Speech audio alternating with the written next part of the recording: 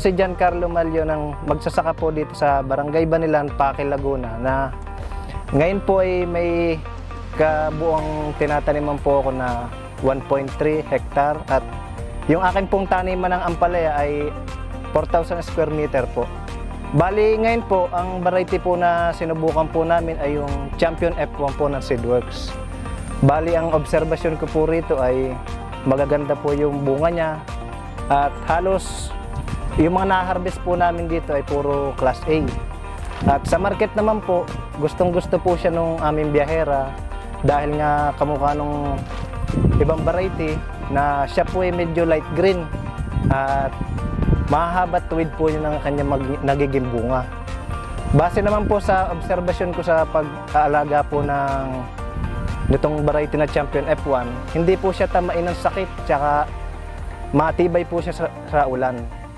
Nito nga po dito sa aming bayan ay sunod-sunod yung mga bagyong dumaan na halos ulan po talaga yung dala ng bagyo. Pero yung Champion F1 po, lumalaban po siya sa ulan. Hindi po siya, kumbaga katulad na iba na nagkakrak po agad yung bunga.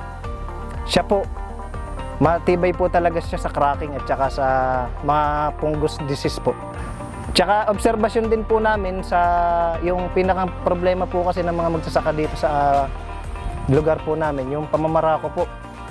Ang obserbasyon po namin na nakita po namin nung kay Champion F1, yung pamamarako po talaga ay kaya niya pong labanan po. Dito nga po dun sa tanim namin, wala po kami nakitang pamamarako na sakit nung nakaraan. Hindi ko parehas ng dati namin mga tinatanim na variety na pag tinamaan po ang pamamarako, binubunot na lang po namin.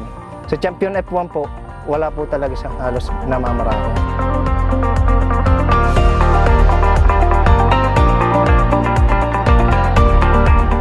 Sa mga kapwa ko farmers ay subukan niyo rin po sana yung variety ng Champion F1 ng Seedworks Philippines. Dahil katulad po dito sa farm namin, naging available po yung light green na variety na maganda po. Nasubukan po namin siya sa mga matitinding sakit po ng halaman na ampalaya, matibay po siya. Bali si Champion F1 po ay available na po dito sa Pilipinas. Nationwide po siya. Kontakin nyo lang po yung mga agri-supply po na malalapit sa inyo. Para po makita nyo rin po yung mga farming tips namin tsaka sa mga tutorial po kung paano magtanim ng iba't ibang klaseng gulay katulad po ni Champion F1. E follow nyo rin po ako, i-visit po yung aking page. Yun lang po. Salamat po.